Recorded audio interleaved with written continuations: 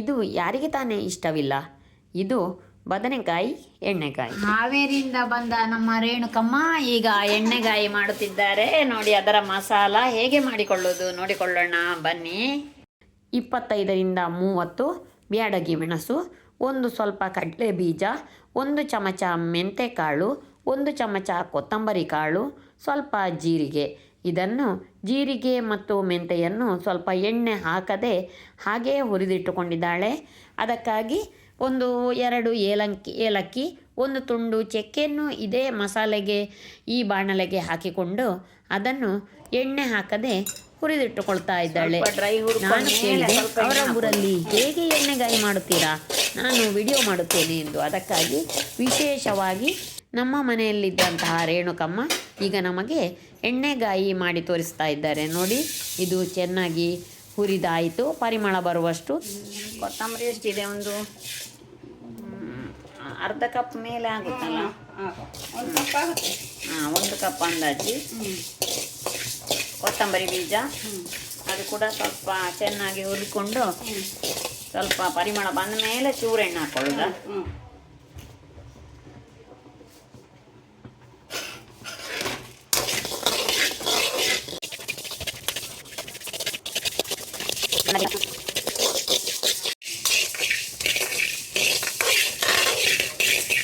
ಸಾಕಲ್ಲ, ನೋಡಿ ಚೆನ್ನಾಗಿ ಬಣ್ಣ ಪರಿಮಳ ಹದದಲ್ಲಿ ಹುರಿದುಕೊಂಡ್ರೆ ಆಯ್ತು.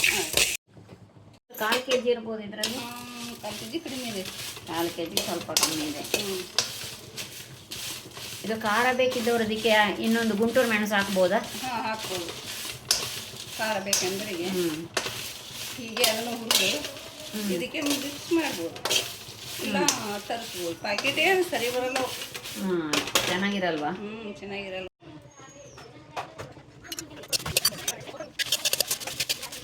ಸಾಕಲ್ಲ? ಸಾಕು. ಮೆಣಕಾಯಿ ಬೇಕೇ, ಇಲ್ಲಾಂದ್ರೆ ಟೇಸ್ಟ್ ಬರೋದಿಲ್ಲ.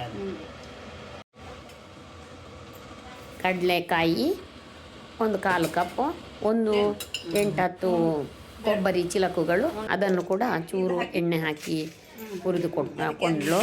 ನಂತರ ಈ ಹುರಿದಿಟ್ಟ ಮಸಾಲೆಯನ್ನೆಲ್ಲ ಪೌಡರ್ ಮಾಡಿಕೊಳ್ತಾ ಇದ್ದಾಳೆ.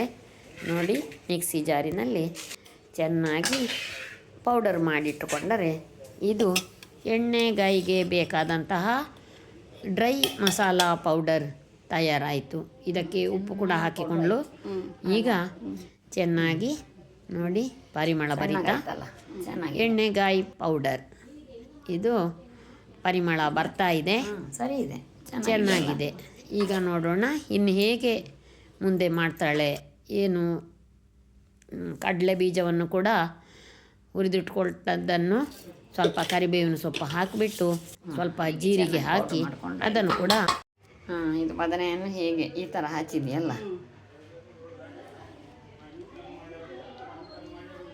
ಮತ್ತು ಎಷ್ಟು 2 ಈರುಳ್ಳಿ, 2 ಈರುಳ್ಳಿ 2 ಟೊಮೆಟೊ, ಕಾಯಿ ತುರಿ, ಅರ್ಧ ಗಡಿ. ಮತ್ತು ಆ ಮಸಾಲ ಪೌಡರ್ ಎಷ್ಟು ಹಾಕಿದ್ದಿ? 3 ಚಮಚ ಹಾಕಿದ್ದೀನಿ. ಪೌಡರ್ 4 ಚಮಚ, ಮತ್ತು ಕಡಲೆ ಬೀಜ ಹುರಿದದ್ದು ಎಲ್ಲ ಹಾಕಿ ಈ ಥರ ಪೇಸ್ಟ್ ಮಾಡಿ ಇಟ್ಟುಕೊಳ್ಳಬೇಕು. ಹಾಗೆ 1 ನೆಲ್ಲಿಕಾಯಿ ಗಾತ್ರದ ಹುಣಸೆ ಹಣ್ಣು ಕೂಡ ಹಾಕಿ ಸ್ವಲ್ಪನೇ ನೀರು ಹಾಕಿ ಮಸಾಲೆ ಮಾಡಿಕೊಳ್ತಾ ಇದ್ದಾಳೆ. ಈ ನೋಡಿ ಮಸಾಲೆ ಈ ಥರ ಗಟ್ಟಿಯಾಗಿರಲಿ ಗಟ್ಟಿ ಎಂದು ಹೇಳ್ತಾ ಇದ್ದಾಳೆ. ನುಣ್ಣಗೆ ರುಬ್ಕೋಬೇಕು. ಈಗ ಇದಕ್ಕೆ ಸ್ವಲ್ಪ ಸಣ್ಣ ಆಗಲಿ, ಅಂದಾಜು ಸ್ವಲ್ಪ, ಭಾಳ ಹಾಕಲ್ಲ, ಚೂರೇ ಅಂದರೆ ಇಡೀ ಹಾಗೆ ಸ್ವಲ್ಪ ಮಾಡಿಕೊಂಡ್ರೆ ಆಯ್ತು. ಇಲ್ಲಿ ಹಾಕ್ತೀನಿ ನೋಡಿ.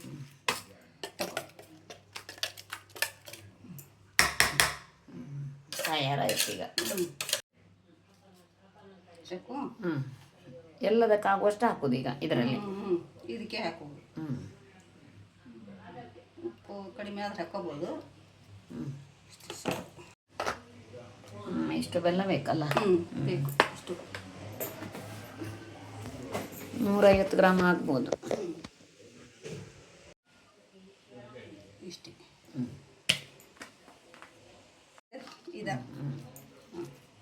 ಈ ಥರ ಚೆನ್ನಾಗಿ ಮಿಕ್ಸ್ ಮಾಡ್ಕೊಂಡ್ರೆ ಆಯಿತು. ಹೀಗೆ ತುಂಬೋದು. ಹೀಗೆ ನಾವು ತುಂಬಿ ಹ್ಞೂ ಚೆನ್ನಾಗಿ ನೋಡಿದ್ದೀನಿ ಹುಳ ಪಳ ಇಲ್ಲ. ಹ್ಞೂ ಹ್ಞೂ ಹ್ಞೂ ಈ ಥರ ಒಂದೊಂದೇ ತುಂಬಿ ಇಟ್ಕೋಬೇಕು. ಹಾಂ, ಈ ಥರ ಹೀಗೆ ತುಂಬಿಡೋದು. ಓ ಈಗ ಬೆಲ್ಲ ಮೇಲಿಂದ ಮತ್ತೆ ಹಾಕ್ತೀಯಾ?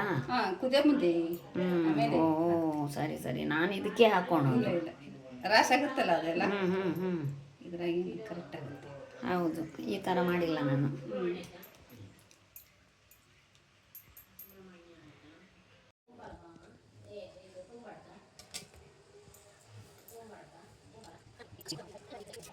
ಹೀಗೆ ಎಲ್ಲ ಬದನೆಕಾಯಿಗಳನ್ನು ತುಂಬಿ ಇಟ್ಟಾಯಿತು. ಈಗ ಇದನ್ನು ಒಂದು ಬಾಣಲೆ ತೆಗೆದುಕೊಂಡು ಅದರಲ್ಲಿ ಸಾಧಾರಣ ಒಂದು 4 ಚಮಚ ಆಗುವಷ್ಟು, ಸ್ವಲ್ಪ ಹೆಚ್ಚಾಗಿ ಎಣ್ಣೆ ಹಾಕಿಕೊಳ್ಳಿ. ಒಂದು 4 ಟೇಬಲ್ ಸ್ಪೂನ್ ಇದೆ. 1 ಸ್ಪೂನ್ ಜೀರಿಗೆ, 1 ಸ್ಪೂನು ಸಾಸಿವೆ.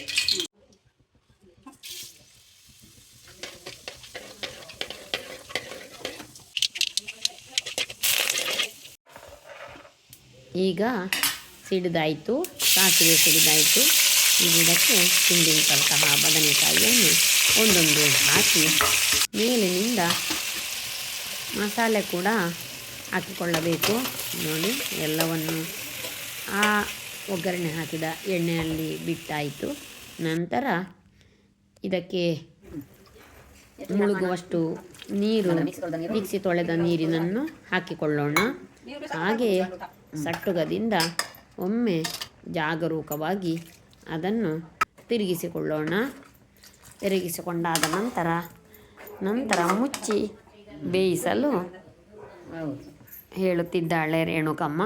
ಉತ್ತರ ಕರ್ನಾಟಕದಲ್ಲಿ ಈ ಬದನೆ ಎಣ್ಣೆಗಾಯಿ ಬಹಳ ಹೆಸರು ಬೇಕಂದ್ರೆ ಇನ್ನೂ ಸ್ವಲ್ಪ ನೀರು ಹಾಕಿ ಜನಪ್ರಿಯ ಸೈಡ್ ಡಿಶ್. ರೊಟ್ಟಿಗೆ ಬದನೆಕಾಯಿ ಎಣ್ಣೆಗಾಯಿ ಬಹಳ ಒಂದು ಒಳ್ಳೆಯ ಕಾಂಬಿನೇಷನ್.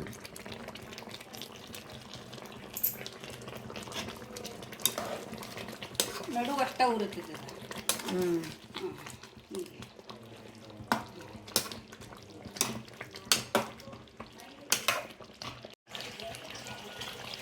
ಶೇಂಗಾ ಪುಡಿ ಒಟ್ಟು ಹಾಕ್ಲೆ ಸಾಕು.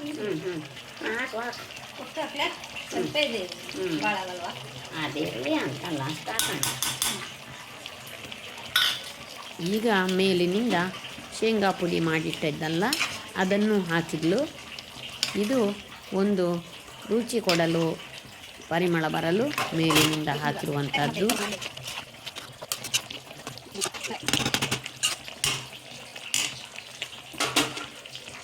ಇನ್ನೊಂದು 10 ನಿಮಿಷ ಬೇಯಬೇಕಾ? ಸಾಕು, ಅಷ್ಟೇ ಆಗುತ್ತೆ ಅಂತ. ಆಯಿತಾ? ಆಯಿತು. ಬೆಂದಾಯ್ತಾ? ಹಾಂ, ಹಾಂ. ಅದು ಹೇಗೆ ಗೊತ್ತಾಗುತ್ತೆ? ಇಲ್ಲಿ ಸಾಫ್ಟ್ ಆಗಿ ಅದು ಮೆತ್ತಗಾಗುತ್ತಲ್ಲ. ಮೆತ್ತಗಾದ ಸಾಕಲ್ಲ ಹಾಗೆ. ಹಾಂ, ಇದು ಒಟ್ಟು ಅಳತೆ ಅಂತಕ್ಕೆ ಅಣ್ಣ ನೀವೇ ನೋಡಿ, ಕೈ ಇರುತ್ತೆ ಹಿಡಿತೀನಿ ನೋಡುವ. ಮೆತ್ತಗಾಗಿದೆ ಅಲ್ಲ, ಈ ಥರ ಮೆತ್ತಗೆ ಬೆಂದ್ರಾಯ್ತು. ಹಾಂ, ಇಷ್ಟು ಮೆತ್ತಿಗೆ ಬೇಕು. ಇಷ್ಟಿದ್ರೆ ಸಾಕಲ್ಲ. ಹಾಂ, ಇದು ಅವಣೈತಿ ಅದಕ್ಕೆ ಅಂತೈತೆ. ಅದೇ ಅಂದರೆ ಸವಾನಿಗೆ ಉರಿಲ್ಲಲ್ವಾ, ಮತ್ತೆ ಹೀಗೆ ಉರಿದ್ರೆ. ಉತ್ತರ ಕರ್ನಾಟಕ ಸ್ಪೆಷಲ್ ಎಣ್ಣೆಗಾಯಿ ಹೇಗಿತ್ತು? ಕಾಮೆಂಟ್ ಮಾಡಿ ತಿಳಿಸಿ.